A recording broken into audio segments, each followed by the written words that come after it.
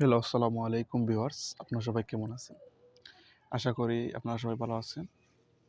আজকে যে টপিকস আপনারা নিশ্চয়ই জানেন যে একটি ভালো মানের রেসারের বাচ্চা কীভাবে আমরা চিনব।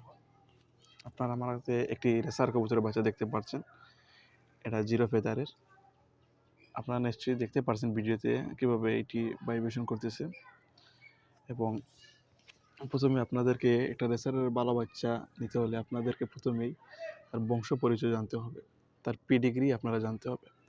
আমার হাতে যে বাচ্চাটি, এটা বাবার সাইড কার্লোস এবং মার সাইড স্টিফেন।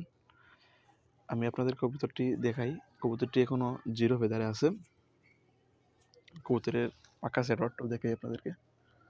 চমৎকার একটি সেট আপ আসছে। কবুতরের ফেদারের সেট আপ খুব সুন্দর এবং খুব ভাইব্রেশন আপনারা দেখতে পাচ্ছেন। কবুতরের ব্যালেন্সটি আপনারা দেখেন, মা বাপ রেজাল্ট করা দেখেন, ওয়ান লেজের ব্যালেন্স। এবং কবুতরটি একটি ভালো মানের বাচ্চা, রেসারের কবুতরের বাচ্চা। হাতে নিলেই সে চটপট করবে যে কীভাবে সে বাইর হয়ে যাবে। এবং আপনারা দেখতে পাচ্ছেন যে মাথার শেপটি দেখেন, এবং এখনও জিরো ফেদারের।